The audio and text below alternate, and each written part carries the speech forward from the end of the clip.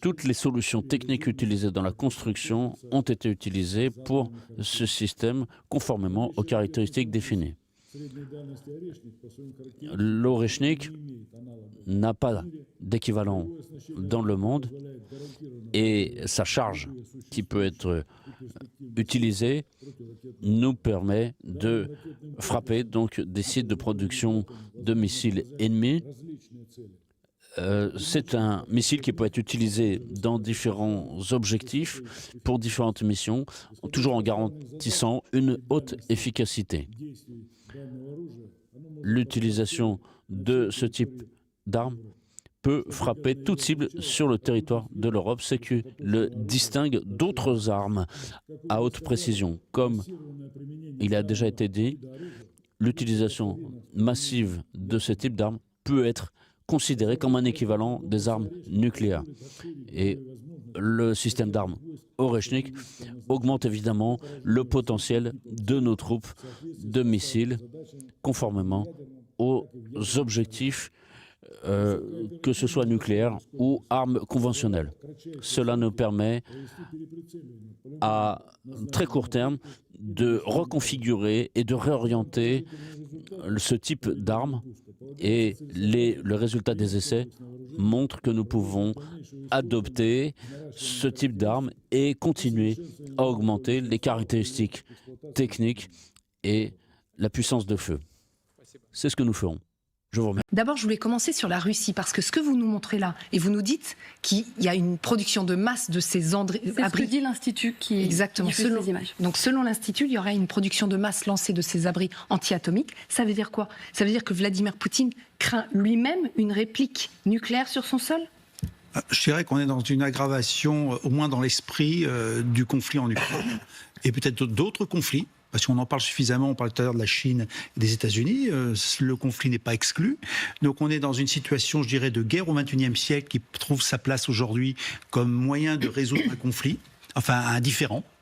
Ce qui fait que un gouvernement responsable, quel qu'il soit, il cherche à anticiper cela et donc à prendre des mesures pour protéger sa population. Je rappelle que quel que soit l'État, sa première mission, c'est de protéger sa population. Alors bien sûr, c'est un petit peu anxiogène. Oui. C'est effectivement, en France, on est tranquille, on n'a jamais rien préparé, donc ou très peu, donc on n'est pas inquiet. Hein. Pour une raison très simple, la dissuasion nucléaire avait pour objet de dire je laisse ma population en otage. Parce qu'on est dans la dissuasion mutuelle, sachant que si vous m'agressez, je vous détruis aussi votre population. C'est un choix qu'on avait fait. C'était une garantie, normalement. Pardon ? C'était une garantie, normalement. Comment ça ? De la dissuasion ? Oui. Ah oui, tout à fait. Mais c'était la population en otage. C'est-à-dire que si on la protégeait, elle n'était plus en otage et notre dissuasion, on était affaibli dans l'esprit. Mais ça, c'était avant. Aujourd'hui, on est quand même, sans dire qu'on est vers une troisième guerre mondiale, qui à mon avis est un terme un petit peu trop galvaudé et qui ne reflète pas la réalité. Il y a des inquiétudes, il y a des possibilités d'engrenage pour aller un peu plus loin. Je persiste à dire, en tant optimiste, que les dirigeants politiques, quels qu'ils soient, y compris Poutine, sont quand même dans une forme de raison, car on sait que la guerre, elle coûte cher dans tous les domaines. En revanche, ce qu'on vient de voir, c'est cette anticipation de dire... Évidemment, pour diminuer ce risque de guerre, il faut montrer qu'on se prépare. Alors on se prépare d'abord en protégeant la population pour la rassurer.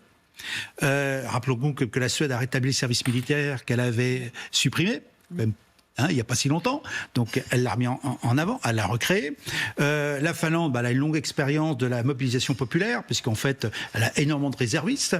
Et puis, il y a d'autres États qui devront peut-être aussi imaginer qu'il n'y a pas que les États du Nord qui sont concernés par ce type de conflit, et que peut-être des États un peu plus au centre de l'Europe, comme la France, par exemple, Non, mais à tout hasard. Au lieu de faire des communiqués de presse pour dire que, attention, je vais me fâcher, commence à se dire, on va quand même rassurer notre population en prenant les mesures nécessaires pour la protéger, parce que c'est pas uniquement avec des forces armées qu'on protège une population, c'est aussi parce qu'on la prépare au pire. J'ai bien dit au pire. Ça ne veut pas dire qu'il arrivera à ce pire, mais on l'y prépare. On n'est pas avec des propos lénifiants qu'on a connus depuis des dizaines d'années. Aujourd'hui, il faut peut-être préparer notre population à dire il y a un risque, il n'est pas majeur, mais il est là, il est réel. Donc préparons-nous. Et si on est prêt, déjà, on viendra moins nous enquiquiner.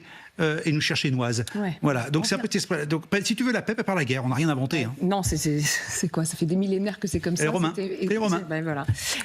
Et oui, ça se niche dans certains détails. La Banque nationale de Suède, en mars, elle a demandé aux autres établissements bancaires de faciliter l'utilisation d'argent liquide, au cas où, toujours, ces paiements dématérialisés auraient seraient interrompus. Ouais. Exactement. Ça peut paraître un détail, mais elle l'a fait publiquement. Exactement, publiquement et donc collectivement, effectivement. On va revenir sur la France parce que je savais que le général allait plonger tête baissée dans ce sujet-là, c'était une évidence. Vous y voyez de la crainte de la part des Russes, vous ?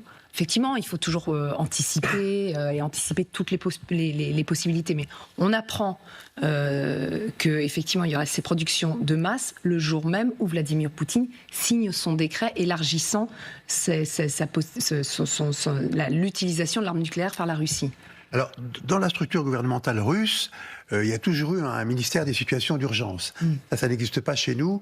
C'est un peu une sécurité civile, mais grossie, élargie, et avec des unités militaires qui s'occupent de toutes les situations, toutes les situations de catastrophes naturelles ou de conflits. Et en effet, là, elles se lancent dans la construction d'abris en cas de conflit nucléaire. C'est nouveau pour elles. Je le dis parce que le ministère des situations d'urgence en Russie a été dirigé pendant 14 ans par M. Shoigu, avant qu'il ne devienne ministre de la Défense, pendant beaucoup d'années également. Donc c'est un ministère important. Ouais, c'est ça, ouais. Effectivement. Chez nous, c'est pas effectivement vraiment l'habitude. Je pense que ce qui est plus spectaculaire dans les pays occidentaux, c'est le changement en Suède, puisque la Suède, pays neutre, évidemment, on se souvient du Premier ministre Olof Palme, qui était plus que neutre, il était neutraliste en réalité. Et aujourd'hui, la Suède a adhéré à l'OTAN, la Suède a rétabli le service militaire obligatoire, ce qui... dans beaucoup d'autres pays, est un anathème dont il ne faut surtout pas parler. Mais la Suède l'a fait.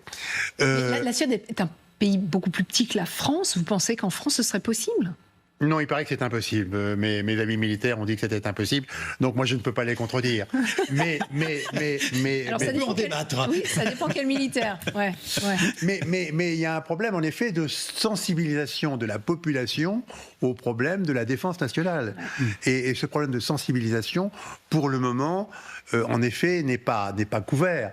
Le service universel, le service national universel est un petit essai, mais compte tenu de nos déboires budgétaires, il est en voie de réduction.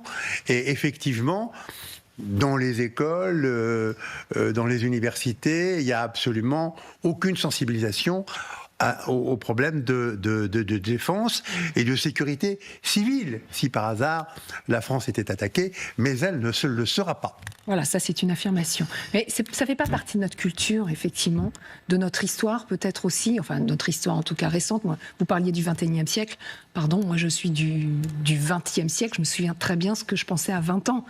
On était un pays en paix et que ça allait rester comme ça. Bien sûr. Alors, il faut voir aussi que la France est le seul pays européen qui est la puissance nucléaire. Mais plus généralement, c'est intéressant de voir la translation des pays scandinaves, effectivement. Suède, Finlande, neutralisme, cette posture d'angélisme dont on a tous été un peu acteurs en Europe dans les années 70-80 et surtout après la chute du mur 89. Il n'y aura pas de guerre.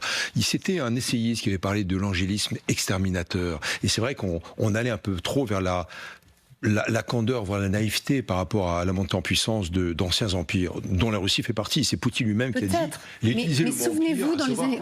Oui. Pardon, je veux bien l'angélisme, mais si on se remet dans le contexte, 95-96, bon alors effectivement, il y avait peut-être la guerre dans les Balkans, mais sinon, l'état d'esprit quand même, on n'était pas du tout menacé.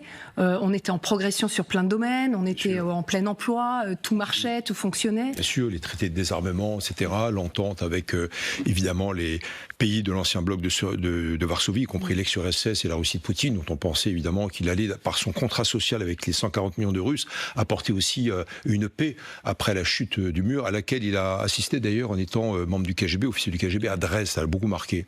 D'où cette volonté de reconstituer un espace, sinon militaire, en tout cas politique, à une sorte de, ce qu'on appelle l'étranger proche, grosso modo. Moi, je me rends en Géorgie prochainement.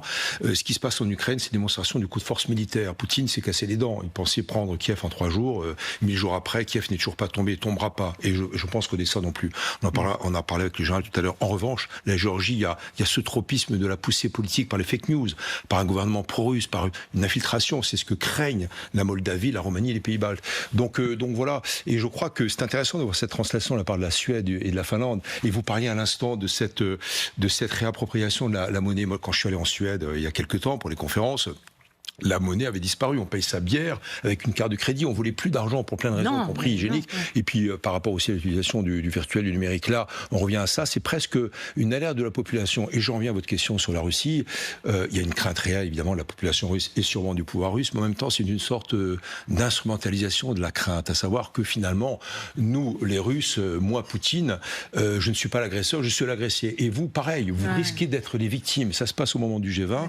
Ça se passe dans cette fenêtre de 2 mois, on va dire, d'attente avant l'intronisation de l'investiture de Donald Trump. Tout va changer, évidemment, le 21 janvier au matin. On voit quand même que la population française est inquiète. Il y avait un sondage Odoxa qui était paru en mars dernier. 72% des Français redoutaient une attaque militaire à venir et 65% estimaient qu'on était une population vulnérable. On peut y remédier, là ?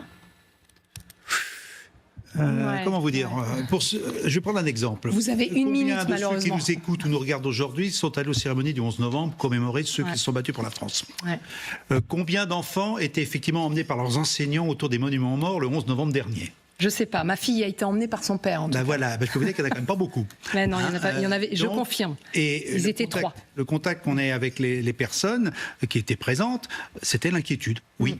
Moi, j'ai fait 4 cérémonies où, quel que soit l'endroit, les personnes venaient poser des questions, elles étaient inquiètes. Il n'y a pas besoin d'un sondage, c'est le sondage qui ne fait que confirmer ou l'inverse.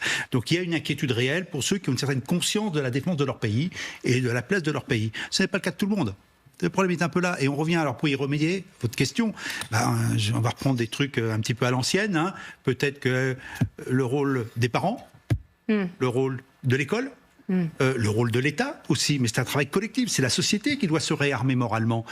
Et se réarmer moralement, ça ne veut pas dire militariste, ça veut dire simplement que si on est menacé, on est capable de faire face, de faire front. Et je crois que là, il y a un vrai chantier.